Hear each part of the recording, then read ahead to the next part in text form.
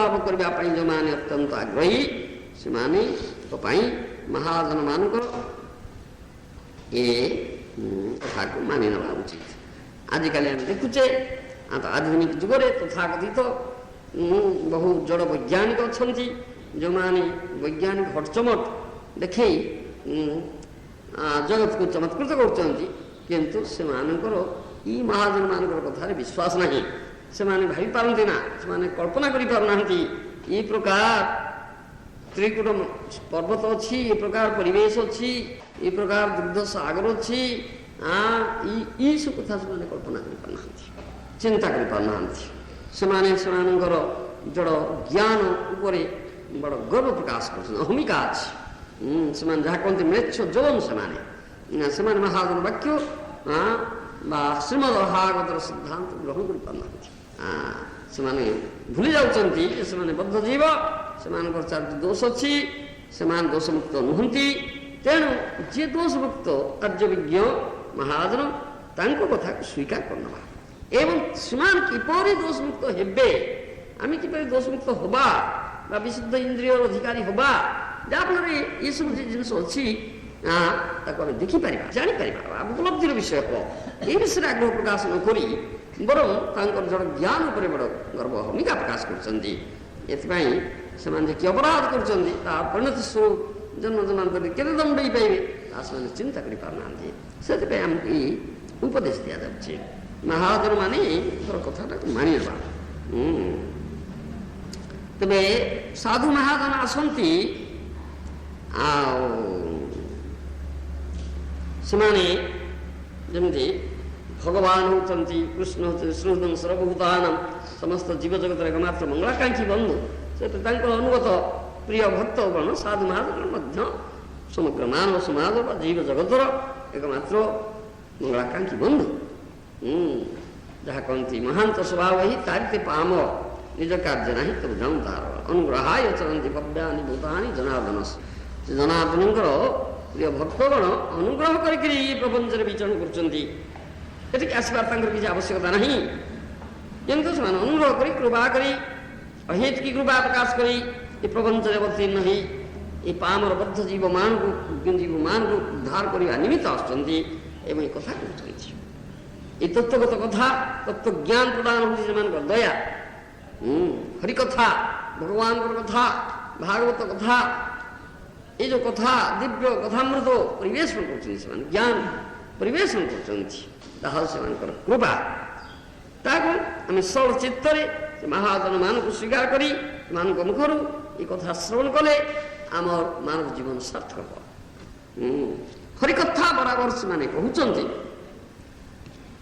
ସେ ମହାଜନଗଣ ସାଧୁଗଣ ଅଛନ୍ତି ବୋଲି ଏଠି ରହିଛେ, ଆମେ ତିଷ୍ଠି ରହିଛେ, ଆମେ ଏ ଜଗତ ରହିଛି, ନଥାନ୍ତେ ରହନ୍ତା ନା। ଏ ନିଶ୍ଚିତ କଥା ଆମର ଯୋଗ୍ୟତା ନାହିଁ, ଆମେ ସେମାନଙ୍କୁ ଦେଖିପାରୁନୁ, ଚିହ୍ନି ପାରୁନୁ। ଦେଖିଆ ନା ଦେଖେ ଅଭକ୍ତେର ଜନ, ଯାହା କହନ୍ତି ଅଭକ୍ତ ଯେ ଯେଉଁମାନେ ପରିବଦ୍ଧ ଜୀବ ଭକ୍ତ, ଭକ୍ତି ନାହିଁ, ବିଶେଷ କରି ଜଡ଼ବାଦୀ ମେଟେରିଆଲିଷ୍ଟିକ ପର୍ସନ୍ସ, ବିଶ୍ୱାସ ନାହିଁ ଏଥିରେ, ସେମାନେ ସାଧୁ ମହାଜନ ଦେଖିକି ସୁଦ୍ଧା ଦେଖିପାରୁନାହାନ୍ତି, ସେମାନେ ଦେଖିପାରିବେ ନା। ଯଦିଓ ସେମାନେ କୃପା ପରବଶ ହେଇକରି ଏ ପ୍ରକାର ହରିକଥା କୀର୍ତ୍ତନ କରୁଛନ୍ତି, ତଥାପି ସେମାନେ କରୁଣାରେ ତାହା ପ୍ରବିଷ୍ଟ ହଉନି। କାହାର କରୁଣାରେ ହରିକଥା କାହାର କରୁଣାରେ ପ୍ରବିଷ୍ଟ হয়, କାହା କରୁଣାରେ ପ୍ରବିଷ୍ଟ ହୁଏ ନା। ଇଏ ହେଉଛି ଆମର ଗୋଟିଏ ଗୁରୁତ୍ୱପୂର୍ଣ୍ଣ ପ୍ରଶ୍ନ।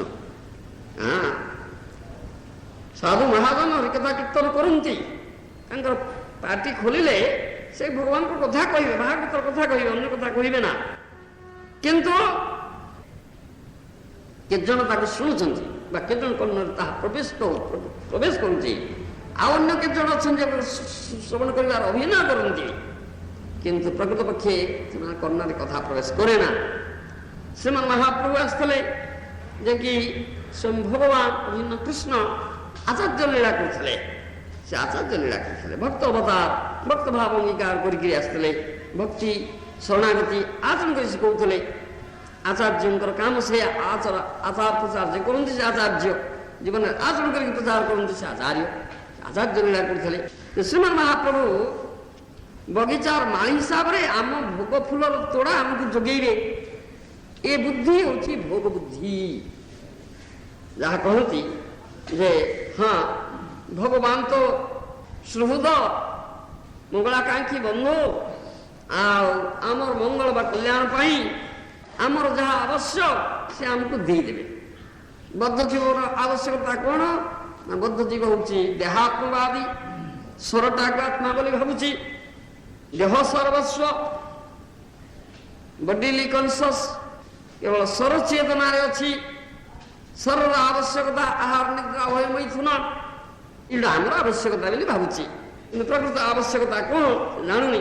ତେଣୁ ଏଇ ଆବଶ୍ୟକତା ଆମର ପୂରଣ କରିଦେବେ, ସେ ଭଗବାନ ଆମର ଏଇ ଆବଶ୍ୟକତା ପୂରଣ କରିଦେବେ, ବା ଶ୍ରୀମାନ ମହାପ୍ରଭୁ ଆମର ଏଇ ଆବଶ୍ୟକତା ପୂରଣ କରିଦେବେ।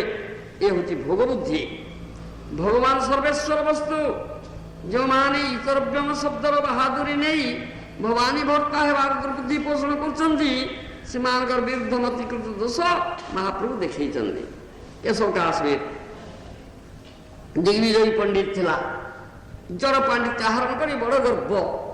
ଆମେ ସେଦିନ କହୁଥିଲେ ଜଡ଼ ବିଦ୍ୟାର କଥା। ଏଟା ଜଡ଼ ବିଦ୍ୟା ଗୋଟେ ଆହରଣ କଲେ ଗର୍ବ ଆସେ। ସୁଦ ଯାହା କହନ୍ତି ଜନ୍ମୀ ସୂର୍ଯ୍ୟ ସୁଦଶ୍ରୀ ଏଧମାନ ମଦ ପୁମାନ, ଏଧମାନ ମଦ ଗର୍ବ ବୃଦ୍ଧି କରିବ। ଉଚ୍ଚ କୂଳରେ ଯାହା ଦେଇଛି ତାର ଗର୍ବ ଅଛି।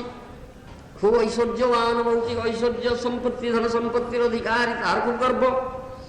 সূচ ন্যাচুরাল, তার স্বাভাবিক কথা।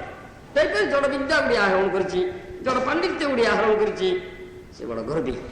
সে কেশব কাশ্মীর কথা বলছেন। শ্রীমান মহাপ্রভু তার গর্ব গঞ্জন করছেন। সে বহুত গর্ব লা, দিগ্বিজয় করেছিলা। তাই জড় বিদ্যার কাম। প্রকৃত বিদ্যা যেমন আহরণ করতে পরা বিদ্যা, সেমানে বিনয়ী। গর্ব ঔদ্ধত্য দম্ভ হুঙ্কার নাহি, বিদ্যা নদাতি বিনয়ম, এই কথা আছে। বিদ্যা বিনয় সম্পন্ন, এই কথা কুয়া হচ্ছে। তেণু মহাপ্রভু ভগবান সে গর্বকে ভঞ্জন করতে, মহাপ্রভু সে কেশব কাশ্মীর সে গর্ব ভঞ্জন করলে, উপযুক্ত শিକ୍ଷା ଦେଇଥିଲେ, ଉପଯୁକ୍ତ ବିଦ୍ୟା କ'ଣ ତା ଉପଦେଶ ଦେଇଥିଲେ। ସେଇମାନଙ୍କର ଦୋଷ ସେ ଦେଖେଇ ଦିଅନ୍ତି ମହାପ୍ରଭୁ। ଯେଉଁ ବ୍ୟକ୍ତିମାନଙ୍କର ସୌଭାଗ୍ୟ ଥାଏ ସେମାନେ ଏସବୁ କଥା ବୁଝିପାରନ୍ତି। ଯେଉଁମାନେ ଭାଗ୍ୟହୀନ ସେମାନେ କଥା ଶ୍ରବଣ କରୁଛନ୍ତି ମନେ କଲେ ସୁଦ୍ଧା ପ୍ରକୃତ ପ୍ରସ୍ତାବ ସେମାନେ ଶୁଣନ୍ତି ନା, ବା ଶୁଣିଲେ ନାହିଁ, ବଞ୍ଚିତ ହେଲେ।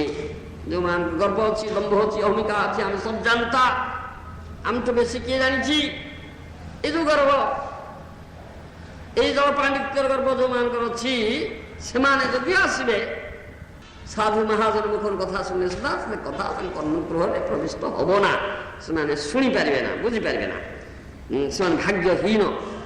ଆମେ ଆମ ସୌଭାଗ୍ୟ କ୍ରମେ ଯଦି ଭଜନୀୟ ବସ୍ତୁର ସେବା କରିବା ନିମିତ୍ତ ପ୍ରକୃତି ବିଶିଷ୍ଟ ହଉ, ତାହେଲେ ଆମ କାନକୁ କଥା ଯିବ। ଭଗବାନଙ୍କର କଥା ଆମର ଯୋଉ ନବଧା ଭକ୍ତି ଅଛି, ତାହା ପ୍ରଥମ ଅଙ୍ଗ ହେଉଛି ଶ୍ରବଣ। ପ୍ରଥମ କଥାଟା ହେଉଛି ଶ୍ରବଣ। ଆଗ ଶୁଣ, କଥା ଶୁଣ। କାନ ସାହାଯ୍ୟରେ, ଯୋଉ କାନର କାମ ହେଉଛି ଶ୍ରବଣ କରିବା, କର୍ଣ୍ଣର କାମ ଶ୍ରବଣ କରିବ। ହରି କଥା ଶ୍ରବଣ କର, ଭକ୍ତ ଭାଗବତଙ୍କର କଥା ଶ୍ରବଣ କର, ଭଗବାନଙ୍କର କଥା ଶ୍ରବଣ କର, ଉପଯୁକ୍ତ ପ୍ରାମାଣିକ ସାଧୁ ମହାଜନ ଭାଗବତଙ୍କ ମୁଖରୁ ଷୋଳ ଚିତ୍ତରେ ଯାହା କହନ୍ତି ପ୍ରପନ୍ନ ହେଇକିରି ଶ୍ରବଣ କର। ପ୍ରପନ୍ନ ହେଇକିରି ଶ୍ରବଣ, ଆତ୍ମନିବେଦନ କରିକିରି ଶ୍ରବଣ କରିବା ପାଇଁ ପଡ଼େ। ଗର୍ଭଦମ୍ଭ ଔଦ୍ଧତ୍ୟର ଅଧିକାରୀ ହେଇ ଶ୍ରବଣ କଲେ ତା ଶ୍ରବଣ ହବ ନା, କର୍ଣ୍ଣରେ ପ୍ରବିଷ୍ଟ ହବ ନା କଥା।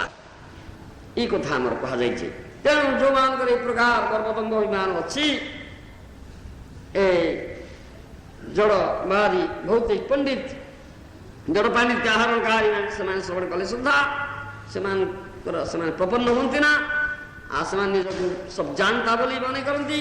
ତେଣୁ ତାଙ୍କ ମନରେ ଏ କଥା ପ୍ରବିଷ୍ଟ ହୁଏ ନା, ଏ କଥା ପ୍ରବିଷ୍ଟ ହୁଏ ନା। ସେବାଟା ଭଗବାନଙ୍କର ପ୍ରୀତି ନିମିତ୍ତ କରାଯାଏ। ସେବକ ଜୀବ ମାତ୍ରେ ସେବକ, ଭଗବାନ ନିତ୍ୟ ସେବ୍ୟ ବସ୍ତୁ। ତେଣୁ ସେବା ଭଗବତ ପ୍ରୀତି ନିମିତ୍ତ କରାଯାଏ। ତେଣୁ ଗୁରୁ ଗୌରାଙ୍ଗଙ୍କର ପ୍ରୀତି ନିମିତ୍ତ ହିଁ ସେବା କରାଯାଏ। ତେଣୁ ସେ ଗୁରୁ ଗୌରାଙ୍ଗଙ୍କର ପ୍ରୀତି କୃଷ୍ଣଙ୍କର ପ୍ରୀତି ନିମିତ୍ତ ଶ୍ରବଣ କରାଯାଏ, ଅନ୍ୟ ଉଦ୍ଦେଶ୍ୟ ନୁହେଁ।